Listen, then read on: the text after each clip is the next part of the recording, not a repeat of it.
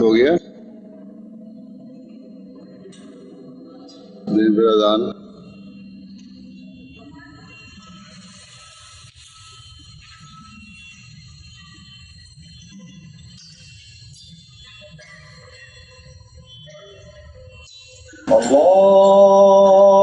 الله أكبر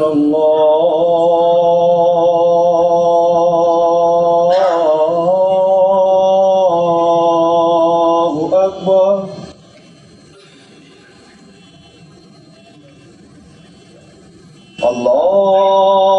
الله أكبر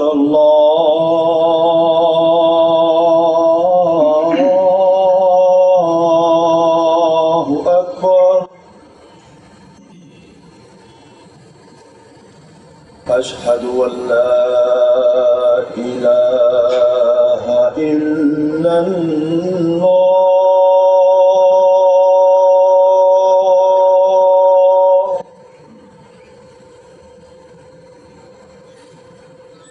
أشهد أن لا إله إلا الله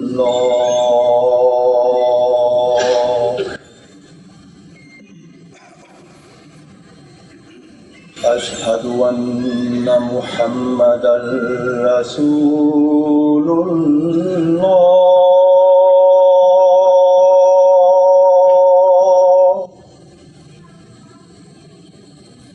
أشهد أن محمدا رسول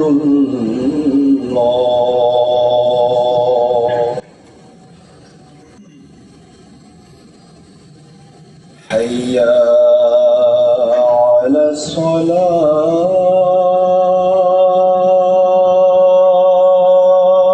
الصلاة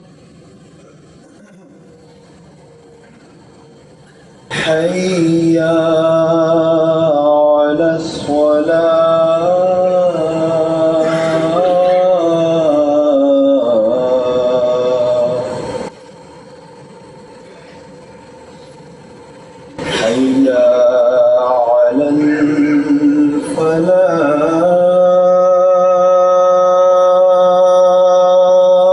الفلاح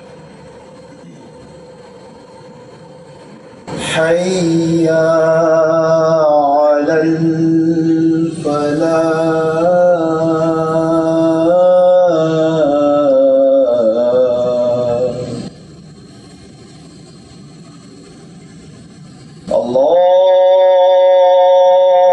الله أكبر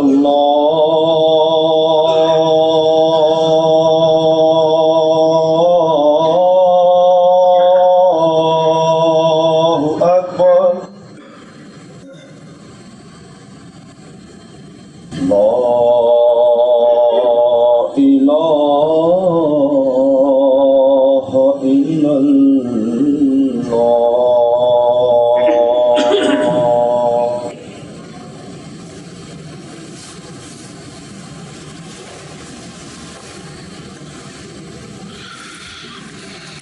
अस्सलाम वालेकुम रहमतुल्लाह।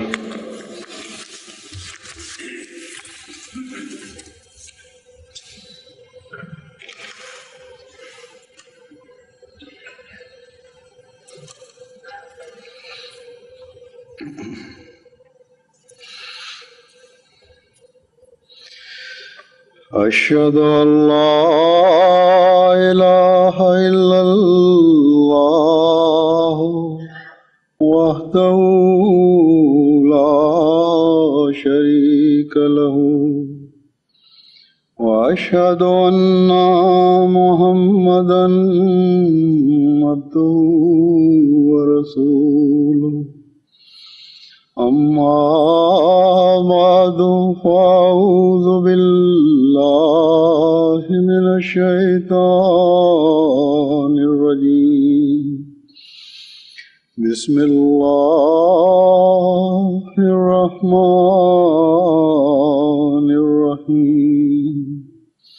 الحمد لله رب العالمين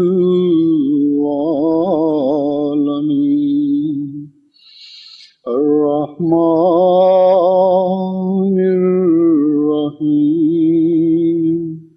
مالك يوم الدين إياك نعبد وإياك نستعين اهدنا الصراط المستقيم صراط الذين أنعمت عليهم غير المغضوب عليهم ولا الضالين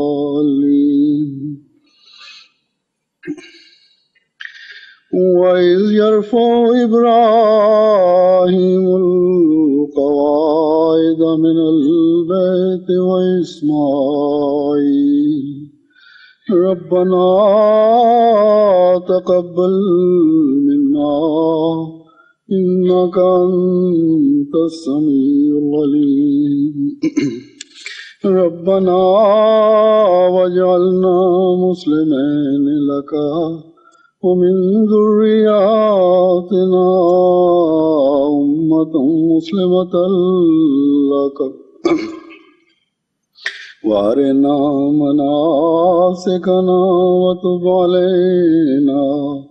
إنك أنت التواب الرحيم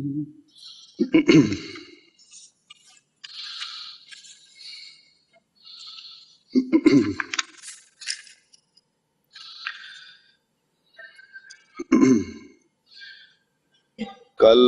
انشاءاللہ تعالی آپ کی مسجد کی بنیاد رکھی جائے گی۔ ایک لمبے عرصے سے یہاں مسجد کی تعمیر کی کوشش ہو رہی تھی، لیکن بعض روکیں آڑے آتی رہیں، جس کی وجہ سے باوجود زمین ہونے کے مسجد کا منصوبہ تکمیل کو نہ پہنچ سکا۔ الحمدللہ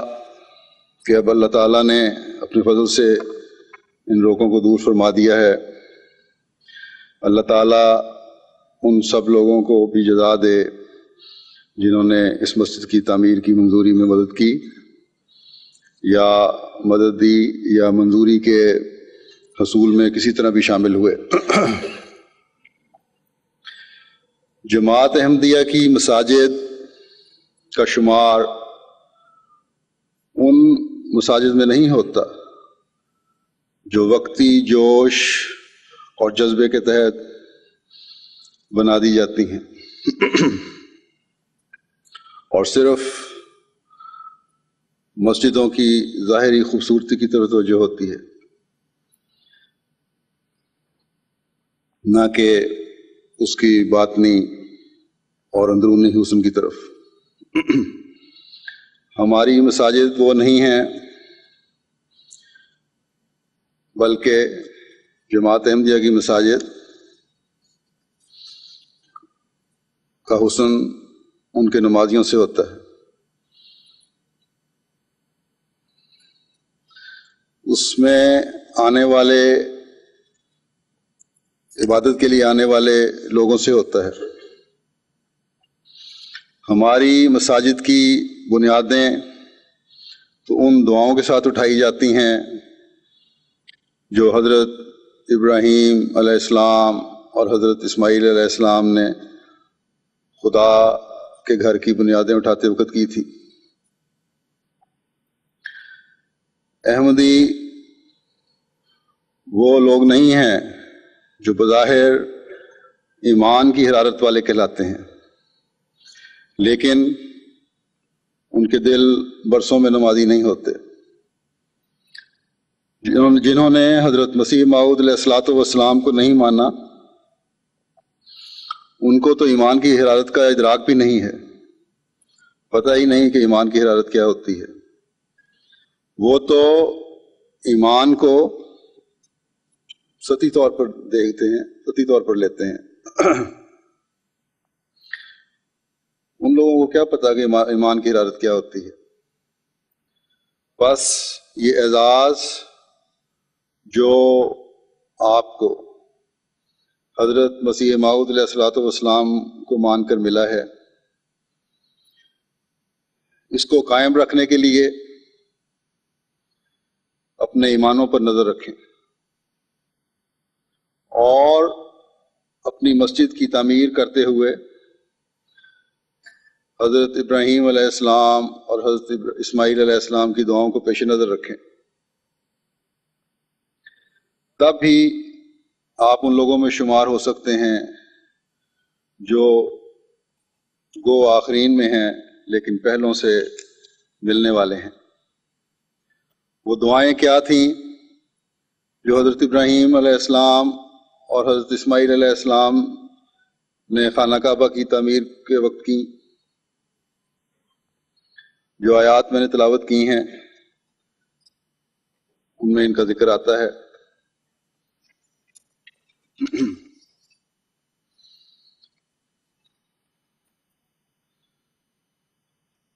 اور جب ابراہیم اس خاص گھر کی بنیادوں کو استوار کر رہا تھا، ترجمہ ان آیات کا یہ ہے، اور اسماعیل بھی یہ دعا کرتے ہوئے کہ اے ہمارے رب ہماری طرف سے قبول کر لے، یقیناً تو ہی بہت سننے والا اور دائمی علم رکھنے والا ہے، اور اے ہمارے رب ہمیں اپنے دو فرما بردار بندے بنا دے اور ہماری ضروریت میں سے بھی اپنی ایک فرما بردار امت پیدا کر دے، اور ہمیں اپنی عبادتوں اور قربانیوں کے طریق سکھا، اور ہم پر توبہ قبول کرتے ہوئے جھک جا، یقیناً تو ہی بہت توبہ قبول کرنے والا اور بار بار رحم کرنے والا ہے۔ بس ہم بھی اس مسجد کی بنیاد رکھتے ہوئے یہی دعا کرتے ہیں کہ اے اللہ ہماری اس حقیر قربانی کو قبول فرما۔ تیرے حضور ہم یہ قربانی پیش کرتے ہیں، تو نے خود ہی فرمایا ہے کہ میں دعاؤں کو سننے والا ہوں، تو علیم بھی ہے، تو ہمارے ظاہر اور باطن کو جانتا ہے، تو ہمارے گزشتہ حالات سے بھی باخبر ہے،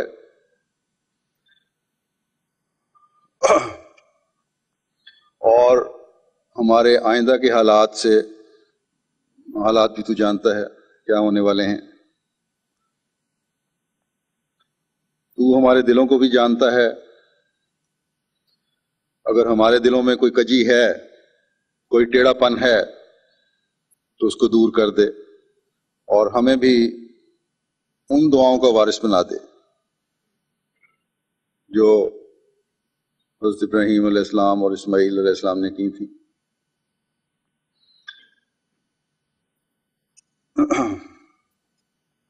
اے خدا،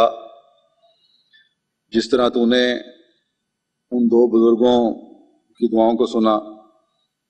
آج ہماری بھی سن لے، اور اس خانہ خدا کی تعمیر کو، اس مسجد کی تعمیر کو قبول فرما، اور ہماری نسل میں سے بھی، ہماری اولادوں میں سے بھی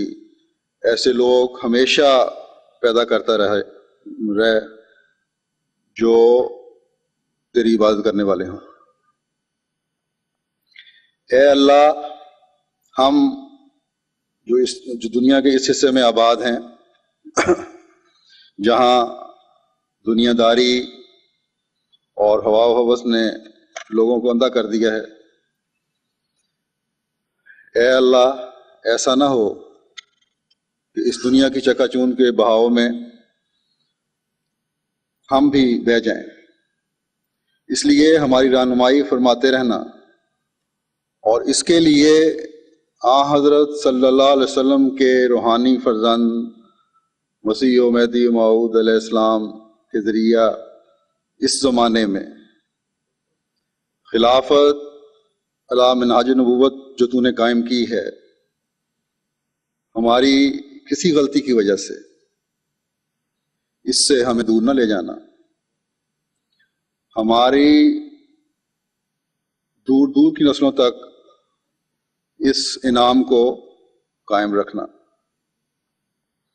ہمیں ہمیشہ یہ توفیق دینا کہ ہم اور ہماری نسلیں توبہ کرتے ہوئے ہمیشہ تیری طرف جھکنے والی ہوں، اور تو ہمیشہ ہماری توبہ قبول فرماتے ہوئے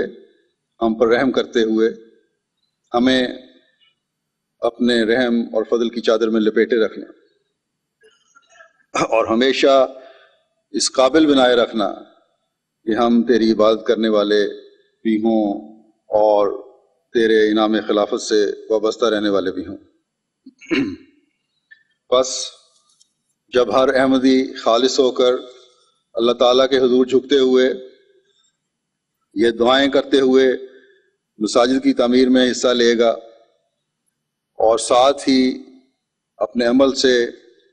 اپنی عبادتوں سے ان مساجد کے حسن کو سجا رہا ہوگا، تو اللہ تعالیٰ بھی اپنے وعدوں کے مطابق اپنے انعامات سے نوازتا رہے گا۔ بس آپ اس لحاظ سے بھی خوش قسمت ہیں کہ آپ نے پہلے ابراہیم کو بھی مانا، اور اس نے جس عظیم نبی کے آنے کی دعا کی تھی اور جسے اللہ تعالیٰ نے قبول فرمایا تھا، اور ایک عظیم نبی، ایک پاک نبی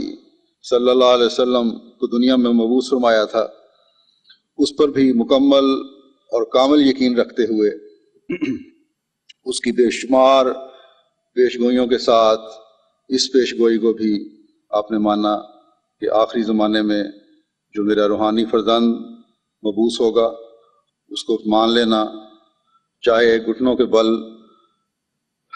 برف پر چل کر بھی اس کے پاس جانا پڑے، اور اس کے پاس جانا اور میرا سلام کہنا، کیونکہ وہ مسیح موعود و مہدی موعود اس اندھیرے کے زمانے میں مبعوث ہوگا جب اسلام کی تعلیم کو یکسر بلایا جا چکا ہوگا، اور اسلام کا فقط نام باقی ہوگا، اور یہ مرد جری اس تعلیم کو، حقیقی اسلامی تعلیم کو دوبارہ دنیا میں رائج کرے گا، قائم کرے گا۔ بس ہم خوش قسمت ہیں کہ ہم نے اس جری اللہ کو مانا، لیکن جیسا کہ میں نے کہا کہ اس جری اللہ نے دین کو دوبارہ دنیا میں قائم کرنا تھا، اگر ہم ماننے کے بعد اپنے اندر تبدیلیاں پیدا نہیں کریں گے، اپنی عبادتوں اور اپنے اعمال کو اس معیار تک نہیں لائیں گے جس پر پہلوں نے اپنے معیار قائم کیے، اس وقت تک ہمارا ایمان بیکار ہے۔ ہم اس لحاظ سے بھی خوش قسمت ہیں کہ اس زمانے میں اللہ تعالیٰ نے اپنے اس مرد میدان کو ابراہیم کے نام سے بھی پکارا ہے۔ یہ اس طرح بھی اشارہ ہے کہ یہ ابراہیم ثانی اپنے آقا و مطاع حضرت محمد مصطفیٰ صلی اللہ علیہ وسلم کی پیروی میں اللہ تعالیٰ کے قریب لانے اور ہمارا تزکیہ کرنے، ہمیں پاک کرنے اور روحانی خزائن تقسیم کرنے کا باعث بنے گا، بشرطے کہ ہم اپنے آپ کو اس کے لیے تیار کریں۔ قرآن کریم میں جن سے پہلی آیتوں میں جن کی میں نے تلاوت کی ہے، مقام ابراہیم کو نمونہ کے طور پر اختیار کرنے کا حکم ہے، اس مقام کی حضرت مسیح موعود علیہ السلام کے الفاظ میں وضاحت کرنے سے پہلے آپ کے الفاظ میں آپ کا حضرت ابراہیم علیہ السلام سے ایک تعلق کی وضاحت کرتا ہوں۔ آپ فرماتے ہیں کہ آیت واتخذوا من مقام ابراہیم مصلی اس طرف اشارہ کرتی ہے کہ جب امت محمدیہ میں بہت فرقے ہو جائیں گے تب آخر زمانے میں ایک ابراہیم پیدا ہوگا، اور ان سب فرقوں میں وہ فرقہ نجات پائے گا کہ اس ابراہیم کا پیرو ہوگا۔ پس دیکھیں، جیسا کہ میں نے پہلے بھی کہا تھا کہ آپ خوش قسمت ہیں جنہوں نے حضرت مسیح موعود علیہ السلام کو مانا۔ آپ خوش قسمت ہیں کہ اس آخری زمانے کے ابراہیم کو مان کر آپ نجات یافتہ فرقہ بن گئے ہیں۔ لیکن یاد رکھیں کہ ایمان تقاضا کرتا ہے مکمل طور پر اس تعلیم پر عمل کرنے کا جو نبی لے کر آتے ہیں۔ تو نجات صرف منہ کے کہنے سے کہ ہم ایمان لے آئے نہیں مل جاتی، بلکہ اللہ تعالیٰ کے بھی کچھ قانون ہیں، ان کے مطابق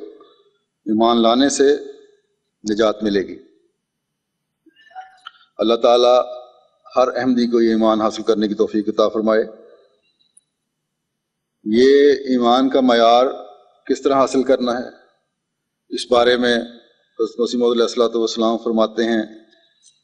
کہ واتخذوا من مقام ابراہیم مصلی، اور ابراہیم کے مقام سے نماز کی جگہ پکڑو۔ اس جگہ سے مقام ابراہیم سے اطلاق مرضیہ و معاملہ باللہ مراد ہے، یعنی اللہ تعالیٰ کے حکموں کے مطابق چلنا اور اللہ تعالیٰ پر کے مطابق ہر معاملے کرنا۔ یعنی پھر فرمایا کہ یعنی محبت الہیہ اور تفویض اور رضا اور وفا یہی مقام ابراہیم کا ہے، یہی وفا،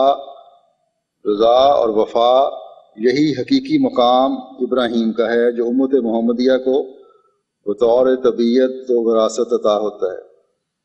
یعنی اللہ تعالیٰ کی محبت ہو اور خود کو بالکل اللہ تعالیٰ کے حکموں کے ماتحت کر دینا ہو، اس کی رضا ہو، اسی سے وفا ہو، اس کے حکموں کی وفاداری سے بجاوری ہو۔ یہ جب ہوگا تو فرمایا کہ یہی ہے جو امت محمدیہ کو اس پیروی کی وجہ سے مقام ابراہیم تک لے جائے گا۔ بطور طبیعت و وراثت عطا ہوتا ہے، اور جو شخص قلب ابراہیم پر مخلوق ہے اس کی اتباع بھی اسی میں ہے۔ تو یہ ہے وہ مقام جس کی حضرت مسیح موعود علیہ السلام نے ہمیں تعلیم دی، اور یہ ہے وہ مقام جس پر حضرت مسیح موعود علیہ السلام ہر احمدی کو چلانا چاہتے ہیں۔ ہر احمدی کے دل میں خدا تعالیٰ کی محبت قائم ہو، اور ایسی محبت قائم ہو جائے جس کے مقابلے میں ہر محبت کم تر نظر آئے۔ حضرت ابراہیم نے اللہ تعالیٰ کی محبت میں شرک کے خلاف ایک عظیم جہاد کیا تھا، اور مخالفین نے اس وجہ سے ان کو آگ میں بھی ڈالا تھا، لیکن خدا تعالیٰ اپنے پیاروں کو اس طرح ضائع نہیں کرتا، چنانچہ وہ آگ حضرت ابراہیم علیہ السلام کو کوئی نقصان نہیں پہنچا سکی۔ ہمیں بھی اپنا جائزہ لینا ہوگا کہ ایک طرف تو ہم اپنے آپ کو ابراہیم کی برکات کا حصہ دار بنانا چاہتے ہیں، ہم اس زمانے کے ابراہیم کو مان کر ہر قسم کے شرک سے بیزاری کا اظہار کرنے کا نعرہ لگاتے ہیں، لیکن نمازوں کے اوقات میں مثلا چھوٹے چھوٹے بت اور خدا، نوکری کے، کاروبار کے، سستیوں کے ہم نے بنائے ہوئے ہیں، ان کے پنجے سے نکلنا نہیں چاہتے، یا نکلنے کی اس طرح کوشش نہیں کرتے جس طرح کوشش کرنی چاہیے۔ تو صرف منہ سے یہ کہہ دینا کہ اے اللہ ہمیں مقام ابراہیم پر فائز کر دے کوئی فائدہ نہیں دے گا، جب تک کہ وہ محبت اپنے دل میں پیدا نہ کریں جو ابراہیم علیہ السلام کو اپنے خدا سے تھی۔ جب تک ہم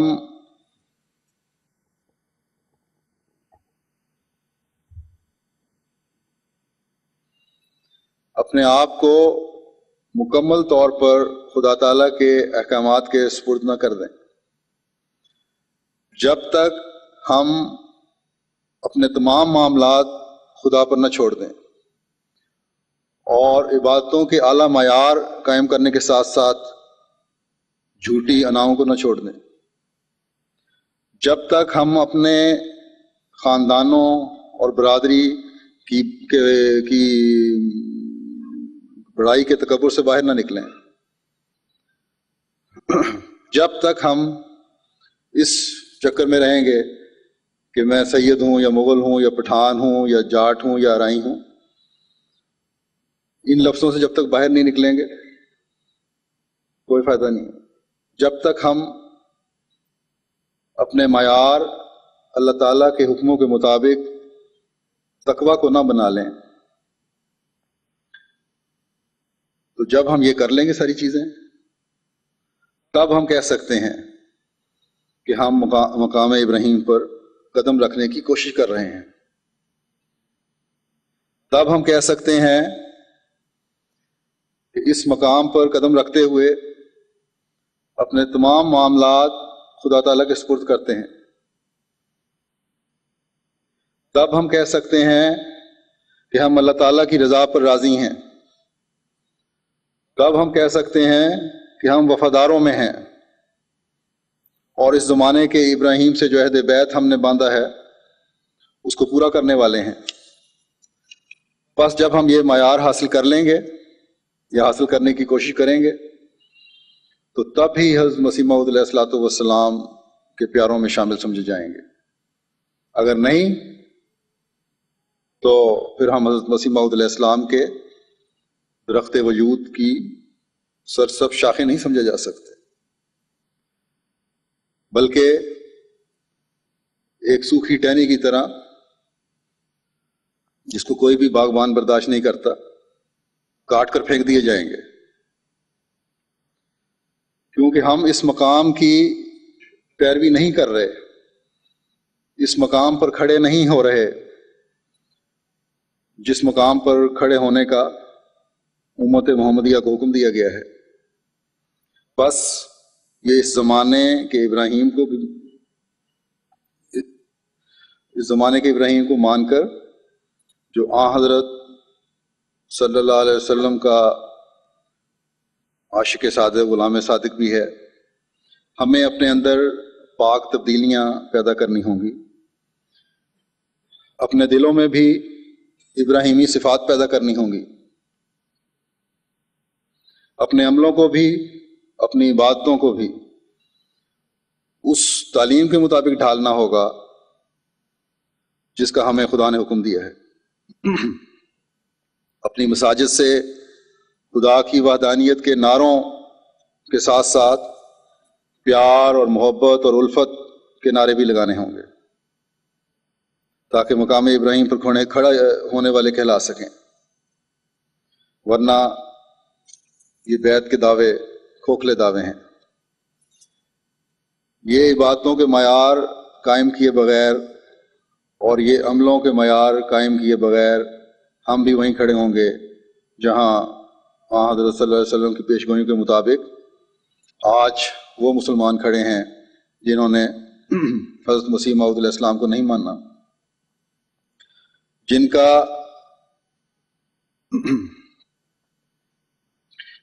کی مساجد بظاہر نماز پڑھنے والوں سے پر لگتی ہیں، بھری ہوئی لگتی ہیں، لیکن وہاں نفرتوں کے نعروں اور ایک دوسرے کا گلا کاٹنے کے علاوہ کچھ نہیں ہوتا۔ وہاں جس ملا کے قبضے میں ممبر ہے وہ ہر دوسرے فرقے کے خلاف گالیاں بکنے کے علاوہ کچھ نہیں کہتا۔ جہاں جانے والے بعض شرفاء یہ کہہ کر اٹھ کر آ جاتے ہیں کہ مولانا ہم اسلام سیکھنے کے لیے آئے تھے، گالیاں اور مغلظات سننے کے لیے نہیں آئے۔ بہرحال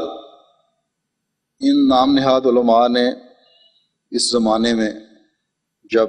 مسیح و مہدی کا ظہور ہو چکا ہے اس کو نہ مان کر یہی کچھ کرنا تھا، کیونکہ یہ بھی حضرت صلی اللہ علیہ وسلم کی پیش گوئی تھی، جس کے حدیث میں اس طرح ایک ذکر آتا ہے۔ حضرت علی رضی اللہ تعالیٰ عنہ بیان کرتے ہیں کہ حضرت صلی اللہ علیہ وسلم نے فرمایا ان قریب ایسا زمانہ آئے گا کہ نام کے سوا اسلام کا کچھ باقی نہیں رہے گا، الفاظ کے سوا قرآن کا کچھ باقی نہیں رہے گا۔ اس زمانے کے لوگوں کی مسجدیں بظاہر تو آباد نظر آئیں گی لیکن ہدایت سے خالی ہوں گی، ان کے علماء آسمان کے نیچے بسنے والی مخلوق میں سے بدترین مخلوق ہوں گے، ان میں سے ہی فتنے اٹھیں گے اور انہی میں لوٹ جائیں گے۔ لیکن آپ لوگ جو ایک دفعہ حضرت مسیح موعود علیہ الصلوۃ والسلام کو مان چکے ہیں، واپس اس غار کی طرف نہ جائیں جہاں گہرے اندھیرے ہیں، بلکہ نیکیوں پر قائم ہوتے ہوئے مسجدوں کو بھلائی، خیر اور روشنی کے مینار بنائیں۔ ایک حدیث میں آتا ہے، حضرت ابو ہریرہ رضی اللہ عنہ روایت کرتے ہیں کہ رسول اللہ صلی اللہ علیہ وسلم نے فرمایا جو ہماری اس مسجد میں اس نیت سے داخل ہوا کہ بھلائی کی بات سیکھے یا بھلائی کی بات جانے، وہ اللہ تعالیٰ کی راہ میں جہاد کرنے والے کی طرح ہوگا، اور جو مسجد میں کسی اور نیت سے آئے تو اس شخص کی طرح ہوگا جو کسی ایسی چیز کو دیکھتا ہے جو اس کو حاصل نہیں ہوتی۔ اس کا مسجد میں آنا بے فائدہ ہے، کیونکہ مومنوں کی مساجد منافقین کے لیے، فتنہ پیدا کرنے والوں کے لیے نہیں ہوتی۔ اللہ کرے کہ ہم میں سے ہر ایک مسجد میں اس نیت سے داخل ہونے والا ہو کہ ایک خدا کی عبادت کرنی ہے اور بھلائی سیکھنی ہے، اور پھر اس سیکھی ہوئی بھلائی کی بات پر خود بھی عمل کرنا ہے اور آگے بھی پھیلانا ہے۔ ہماری نیتیں اللہ تعالی کی رضا حاصل کرنا ہو، تاکہ ان لوگوں میں شامل ہوں جو جہاد کا ثواب لینے والے ہیں۔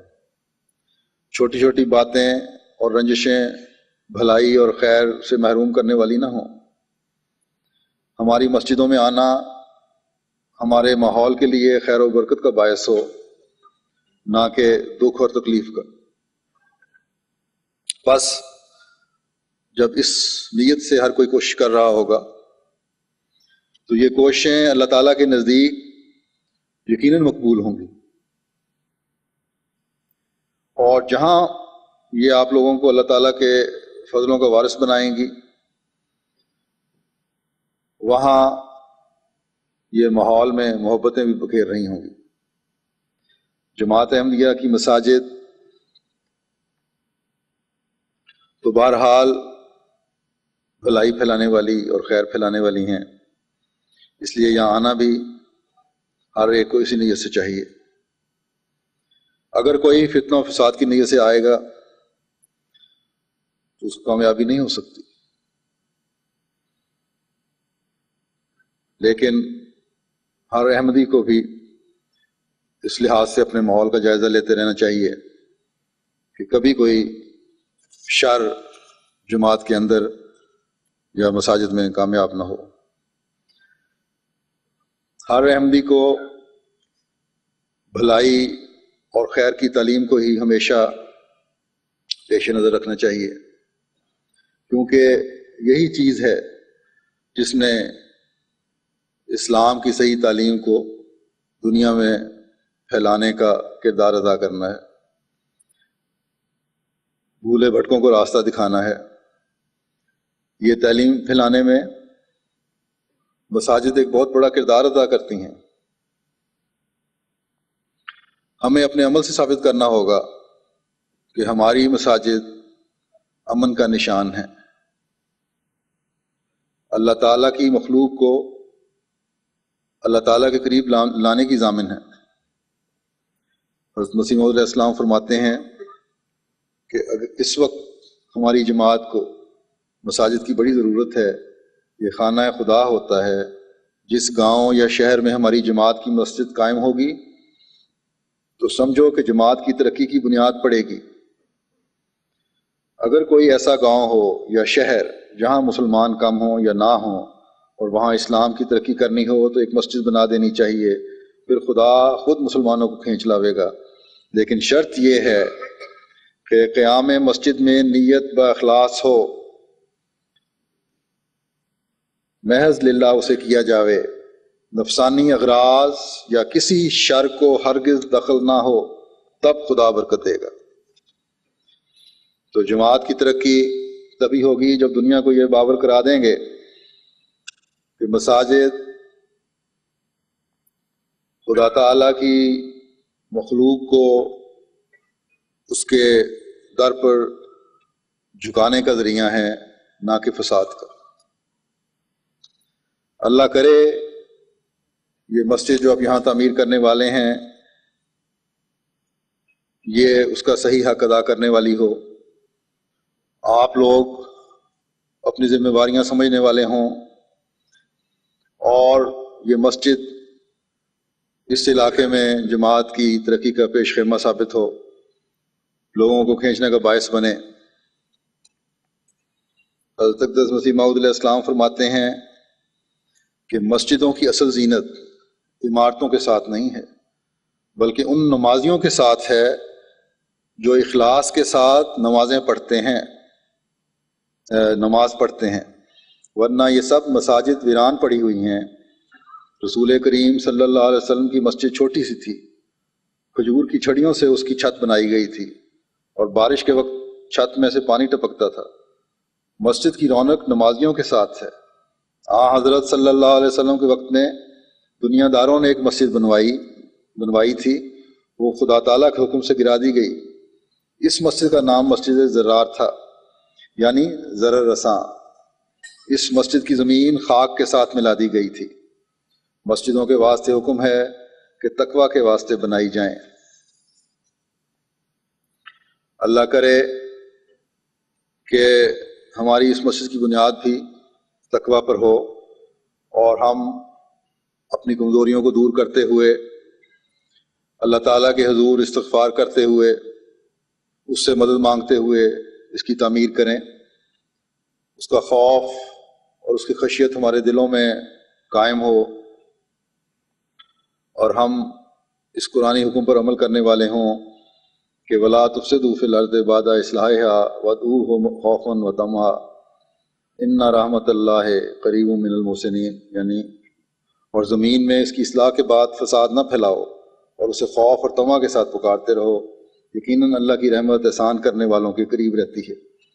پس جب ہم اللہ تعالیٰ کا خوف دلوں میں قائم رکھتے ہوئے اسے پکاریں گے، اور ہمیں کوئی خواہش کوئی لالچ ہوگا تو صرف یہ کہ اللہ تعالیٰ ہم سے راضی ہو جائے اور ہمیں ان انعاموں کا وارث بنائے جن کا ذکر اس نے انبیاء کے ذکر میں قرآن کریم میں کیا ہے، اور ان دعاؤں کا وارث بنائے جو حضرت صلی اللہ علیہ وسلم نے اپنی امت کے لیے کی ہیں، ان نیکیوں پر قائم کرے جن کی توقع حضرت مسیح موعود علیہ السلام نے اپنے ماننے والوں سے کی ہے۔ اللہ تعالیٰ کی رحمت سے رحمت ہمیں ہمیشہ اپنے چادر میں لپیٹے رکھے، اور کبھی ہمارا شمار ان فسادیوں میں نہ ہو جن کا اس آیت کے شروع میں ذکر آیا ہے، اصلاح کے بعد جو پھر بگڑ جاتے ہیں، بلکہ ہمارا ہر فعل اللہ تعالیٰ کے پیار کو سمیٹنے والا ہو۔ اللہ کرے کہ ہم حضرت صلی اللہ علیہ وسلم کی اس دعا کو اپنی زندگیوں کا حصہ بنا لیں کہ میں تیری پناہ چاہتا ہوں اس بات سے کہ میں کسی پر ظلم کروں یا مجھ پر ظلم کیا جائے۔ بعض چھوٹی چھوٹی باتیں ہوتی ہیں جو جھوٹی انا کے شیطانی چکر میں انسان کو پھنسا دیتی ہیں، اور بغیر دیکھے سوچے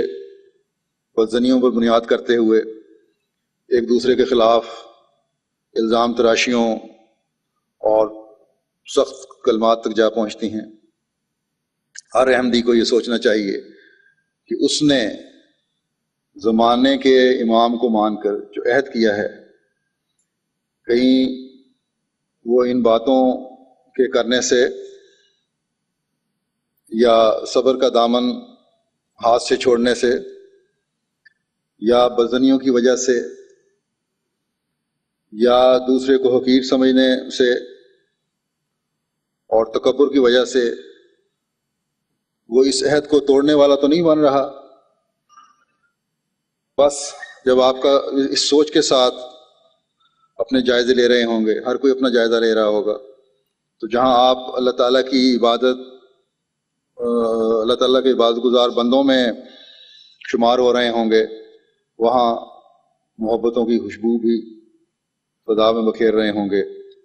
اللہ تعالیٰ آپ سب کو ایسے عملوں کی توفیق دے۔ حضرت اقدس مسیح موعود علیہ السلام فرماتے ہیں کہ یاد رکھو ہماری جماعت اس بات کے لیے نہیں ہے جیسے عام دنیا دار زندگی بسر کرتے ہیں، نرا زبان سے کہہ دینا کہ ہم اس سلسلے میں داخل ہیں اور عمل کی ضرورت نہ سمجھی جیسے بدقسمتی سے مسلمانوں کا حال ہے کہ پوچھو تم مسلمان ہو تو کہتے ہیں شکر الحمدللہ، مگر نماز نہیں پڑھتے اور شاعر اللہ کی حرمت نہیں کرتے۔ بس میں تم سے یہ نہیں چاہتا کہ صرف زبان سے اقرار کرو اور اپنے عمل سے کچھ نہ دکھاؤ، یہ نکمی حالت ہے، خدا تعالیٰ اس کو پسند نہیں کرتا۔ اور دنیا کی اس حالت نے ہی تقاضا کیا کہ خدا تعالیٰ نے مجھے اصلاح کے لیے کھڑا کیا ہے۔ بس اب اگر کوئی میرے ساتھ تعلق رکھ کر بھی اپنی حالت کی اصلاح نہیں کرتا اور عملی قوتوں کو ترقی نہیں دیتا بلکہ زبانی اقرار ہی کو کافی سمجھتا ہے، وہ گویا اپنے عمل سے میری عدم ضرورت پر زور دیتا ہے۔ پھر تم اگر اپنے عمل سے ثابت کرنا چاہتے ہو کہ میرا آنا بے سود ہے تو پھر میرے ساتھ تعلق کرنے کے کیا معنی ہیں؟ میرے ساتھ تعلق پیدا کرتے ہو تو میری اغراض و مقاصد کو پورا کرو، اور وہ یہی ہیں کہ خدا تعالیٰ کے حضور اپنا اخلاص اور وفاداری دکھاؤ اور قرآن شریف کی تعلیم پر اس طرح عمل کرو جس طرح رسول اللہ صلی اللہ علیہ وسلم نے کر کے دکھایا اور صحابہ نے کیا۔ قرآن شریف کے صحیح منشا کو معلوم کرو اور اس پر عمل کرو۔ خدا تعالیٰ کے حضور اتنی ہی بات کافی نہیں ہو سکتی کہ زبان سے اقرار کر لیا اور عمل میں کوئی روشنی اور سرگرمی نہ پائی جاوے۔ یاد رکھو کہ وہ جماعت جو خدا تعالیٰ کو قائم کرنی چاہتا ہے وہ عمل کے بدون زندہ نہیں، یعنی بغیر عمل کے زندہ نہیں رہ سکتی۔ یہ وہ عظیم الشان جماعت ہے جس کی تیاری حضرت آدم کے وقت سے شروع ہوئی۔ کوئی نبی دنیا میں نہیں آیا جس نے اس دعوت کی خبر نہ دی ہو۔ بس اس کی قدر کرو، اور اس کی قدر یہی ہے کہ اپنے عمل سے ثابت کر کے دکھاؤ کہ اہل حق کا گروہ تم ہی ہو۔ تو یہ ہے وہ مقام جس پر حضرت مسیح علیہ السلام ہمیں دیکھنا چاہتے ہیں۔ پھر آپ اپنی جماعت کو متنبع کرتے ہوئے فرماتے ہیں کہ میری تمام جماعت جو اس جگہ حاضر ہے اس وصیت کو توجہ سے سنیں کہ وہ جو اس سلسلے میں داخل ہو کر میرے ساتھ تعلق، ارادت اور مریدی کا رکھتے ہیں، اس سے غرض یہ ہے کہ تا وہ نیک چلنی اور نیک بختی اور تقوی کے اعلیٰ درجے تک پہنچ جائیں اور کوئی فساد اور شرارت اور بدچلنی ان کے نزدیک نہ آ سکے۔ وہ 5 وقت نماز جماعت کے پابند ہوں، وہ جھوٹ نہ بولیں، وہ کسی کو زبان سے ایذا نہ دیں، تکلیف نہ دیں، وہ کسی قسم کی بدکاری کے مرتکب نہ ہوں، کسی شرارت اور ظلم اور فساد اور فتنہ کا خیال بھی دل میں نہ لاویں۔ اب یہ نہیں کہ کرنا نہیں ہے، خیال بھی دل میں نہیں لانا۔ غرض ہر ایک قسم کے معاصی یعنی گناہ اور جرائم اور ناکردنی اور ناگفتنی یعنی تمام ایسی چیزیں جو نہ کرنی چاہیے نہ کہنی چاہیے، اور تمام نفسانی جذبات اور بے جا حرکات سے مجتنب رہیں اور خدا تعالیٰ کے پاک دل اور بے شر اور غریب مزاج بندے ہو جائیں اور کوئی زہریلا خمیر ان کے وجود میں نہ رہے، اور تمام انسانوں کی ہمدردی ان کا اصول ہو، اور خدا تعالیٰ سے ڈریں، اور اپنی زبانوں اور اپنے ہاتھوں اور اپنے دل کے خیالات کو ہر ایک ناپاک اور فساد انگیز طریقوں اور خیانتوں سے بچاویں، اور 5 وقتہ نماز کو نہایت التزام سے قائم رکھیں۔ یہ کافی کمی ہے ابھی جماعت میں، باقاعدہ نمازیں 5 وقت نہیں پڑھی جاتی۔ اور ظلم اور تعدی، حد سے بڑھنا اور غبن اور رشوت اور اطلاف حقوق، لوگوں کے حقوق مارنا، اور بے جا طرفداری سے باز رہیں۔ اب بے جا طرفداری میں بھی یہ آتا ہے کہ بعض دفعہ اپنے رشتہ داروں کے معاملہ اگر آ جائے تو بلا وجہ طرفداری کر دی جاتی ہے۔ بعض جماعت میں اگر کوئی شکایت ہوئی ہے تو بے جا طرفداری کر کے اس کو بچانے کی کوشش کی جاتی ہے، یا اپنے کسی عزیز کے بے جا طرفداری کر کے دوسرے کے خلاف شکایت کی جاتی ہے۔ تو یہ ساری چیزیں ایسی ہیں جس سے جماعت کے ہر آدمی کو بچنا چاہیے، اور کسی بد صحبت میں نہ بیٹھیں۔ اور اگر بعد میں ثابت ہو کہ ایک شخص جو ان کے ساتھ آمد و رفت رکھتا ہے وہ خدا تعالیٰ کے احکام کا پابند نہیں ہے، یا حقوق عباد کی کچھ پرواہ نہیں رکھتا، اور یا ظالم طبع اور شریر مزاج اور بدچلن آدمی ہے، اور یا یہ کہ جس شخص سے تمہیں تعلق بیعت اور ارادت ہے، یعنی حضرت مسیح موعود علیہ السلام سے اور بعد میں خلفاء سے، اس کی نسبت ناحق اور بے وجہ بدگوئی اور زبان درازی اور بد زبانی اور بہتان اور افتراء کی عادت جاری رکھ کر خدا تعالیٰ کے بندوں کو دھوکہ دینا چاہتا ہے، تو تم پر لازم ہوگا کہ اس بدی کو اپنے درمیان سے دور کرو، اور ایسے انسان سے پرہیز کرو جو خطرناک ہے۔ اور چاہیے کہ کسی مذہب اور کسی قوم اور کسی گروہ کے آدمی کو نقصان رسانی کا ارادہ مت کرو، اور ہر ایک کے لیے سچے ناصح بنو، یعنی حقیقت میں ایسے ہو جاؤ کہ سچے طور پہ اس کو نصیحت کرنے والے ہو، مشورہ دینے والے ہو، اس کی بہتری چاہنے والے ہو۔ اور چاہیے کہ شریروں اور بدماشوں اور مفسدوں اور بد چلنوں کو ہرگز تمہاری مجلس میں گزرنا ہو، اور نہ تمہارے مکانوں میں رہ سکیں کہ وہ کسی وقت تمہاری ٹھوکر کا موجب ہوں گے۔ یہ وہ امور اور وہ شرائط ہیں جو میں ابتدا سے کہتا چلا آیا ہوں۔ میری جماعت میں سے ہر ایک فرد پر لازم ہوگا کہ ان تمام وصیتوں کے کاربند ہوں، اور چاہیے کہ تمہاری مجلسوں میں کوئی ناپاکی اور ٹھٹھے اور ہنسی کا شغل نہ ہو، اور نیک دل اور پاک طبع اور پاک خیال ہو کر زمین پر چلو۔ بعض لوگوں کو عادت ہوتی ہے کہ بیٹھ کر مجلسیں جماتے ہیں اور دوسروں پہ پھر ہنسی ٹھٹھا کر رہے ہوتے ہیں۔ پھر فرمایا کہ یاد رکھو کہ ہر ایک شر مقابلہ کے لائق نہیں ہے، اس لیے لازم ہے کہ اکثر اوقات عفو اور درگزر کی عادت ڈالو، اور صبر اور حلم سے کام لو، اور کسی پر ناجائز طریق سے حملہ نہ کرو، اور جذبات نفس کو دبائے رکھو۔ پھر آپ فرماتے ہیں کہ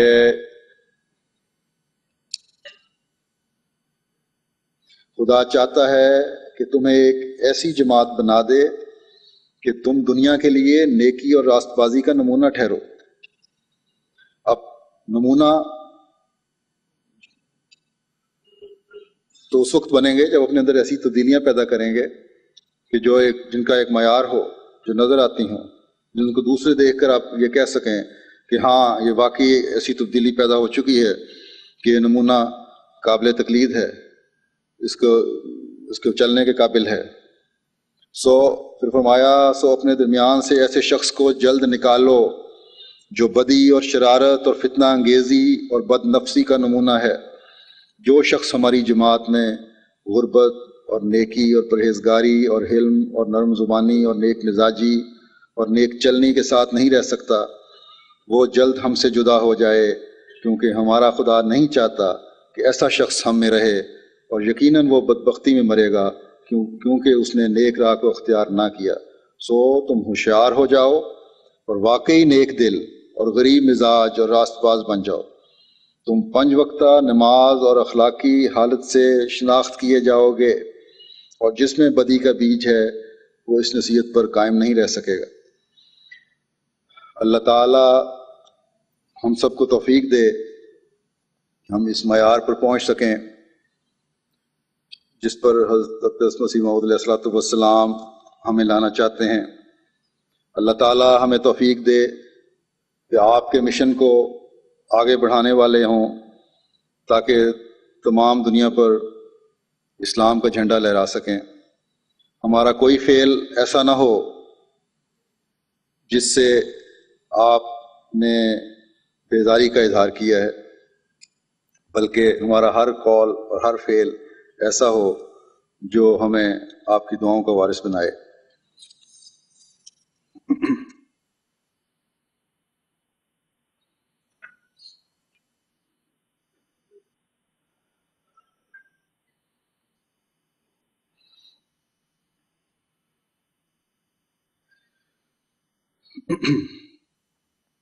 الحمد للہ